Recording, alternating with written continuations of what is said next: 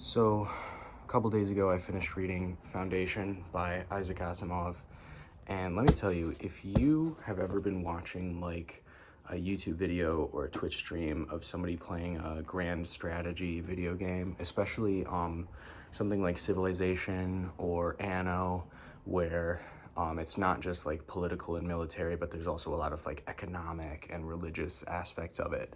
And you've ever been watching something like that and thought to yourself, "Wow, I wish there was a book that captured the same experience as watching someone play one of these games."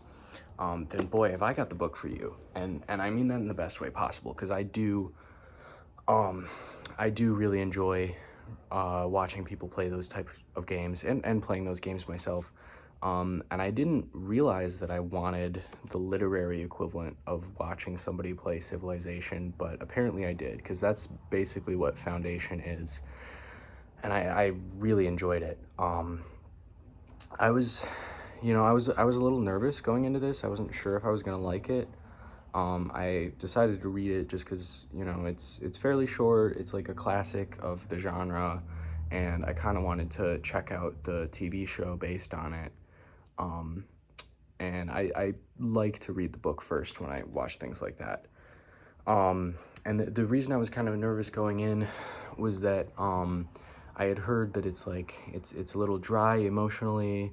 There's not a lot of characterization, and it's just more about ideas than it's about characters. And I was like, well, I don't know if that doesn't really sound like I'm gonna like that. But I ended up liking it a lot, and I think the part of why I liked it is because, I mean, what I'm saying about it feeling like watching somebody play Civilization, it's like you're not even interested in individual stories, where you would notice that there's not a lot of characterization, because it's not that. It's just you're watching like the course of history unfold, and you're invested in, like, we might not see these characters in the next chapter because it's going to jump forward 50 years or 100 years, but like I want that because I want to know what happens to the Foundation in 50 years. Now would be a good time probably to explain the premise of this book, in this series, if you're not familiar.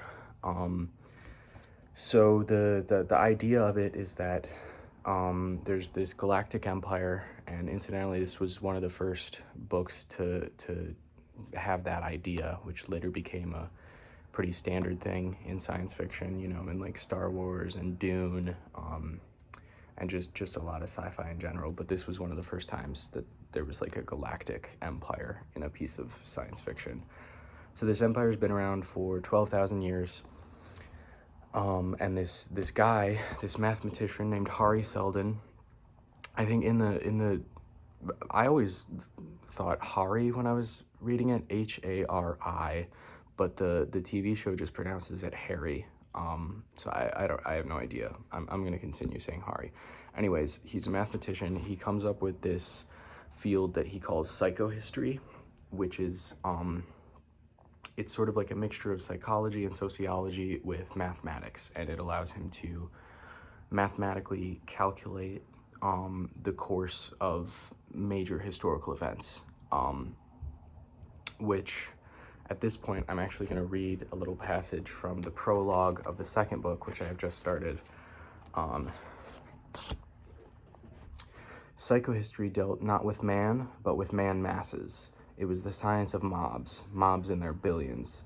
It could forecast reactions to stimuli with something of the accuracy that a lesser science could bring to the forecast of a rebound of a billiard ball.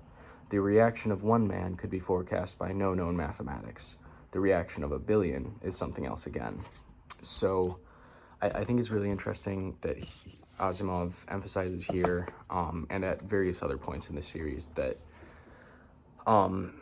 psychohistory can't predict individual actions really, but it's not concerned with that because it can very accurately, like scientifically accurately, predict the actions of entire societies. And I think that's like, it's interesting that he emphasizes that, because that's also kind of how his storytelling works in this series.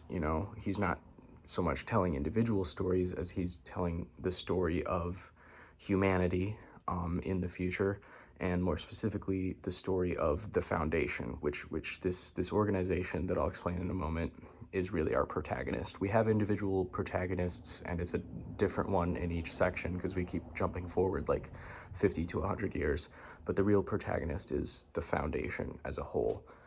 So I should explain that.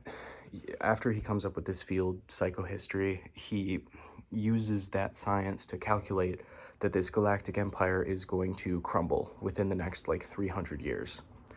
And he also calculates that after it crumbles, there will be 30,000 years of chaos and warfare and bloodshed of people trying to take over and fill in the gap left by the empire.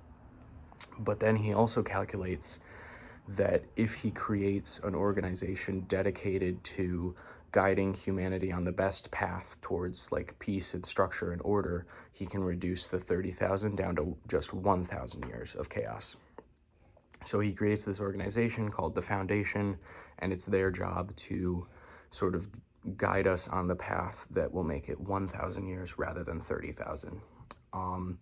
And I won't get more specific than that because I didn't want to spoil anything other than the basic premise, but yeah, so that's the idea of it. And yeah, I really like this. I'm very invested in it. I've already started the second book. I have the third book sitting on my shelf, and then after that original trilogy, decades later, he also wrote 2 more sequels and then 2 prequels. I don't have those yet, but next time I am at a bookstore, I probably will pick them up. Or if that doesn't happen soon, maybe I'll buy them online, because I do want to read this whole series, I think. Yeah, so I definitely recommend it if that idea interests you, you know, a story where you're not so much following individual characters as just like following the course of history. And we have this like organization, starts out as like a scientific organization and then slowly becomes like a political entity and almost like a interplanetary government. And that organization is your protagonist rather than an individual person. If that idea interests you, I recommend it. If you want a very character-driven story, this is not that. But again, I usually prefer that, and yet I still really enjoyed this. It's done in a way where I won't say you don't notice the lack of characterization and the lack of like character relationships. Like you notice it, but you don't. I didn't find myself wishing there was more character work. Like it really, Asimov really gets you invested in the history in such a way that you don't really feel like you're missing out on individual characters. So yeah, I'm trying to think if there's anything else I wanted to say about this. Oh yeah, one other thing, if you are a fan of Dune, I think reading Foundation has increased my appreciation for Dune, because Dune, if you're not aware, was kind of a response to Foundation. Basically Frank Herbert, he read Foundation and he sees this idea of like somebody mathematically calculating the best possible course for humanity, and Frank Herbert says, well, if somebody did that person wouldn't be the good guy. Like they would be a horrific, terrible dictator. They would do awful things in the name of this mathematically calculated greater good, and it would be a nightmare. You wouldn't want to live under the government of that person. And that's where Dune gets the Bene Gesserit, and then later on the God Emperor. So yeah, knowing where this idea came from definitely makes you appreciate the context of Dune a lot more. And I might talk about that more if I talk about Dune on this channel, which I probably will. But yeah, I imagine probably the next review you'll be seeing on this channel in a week or 2 or maybe 3 is going to be the next Foundation book, or I might actually combine the second and third book into one review,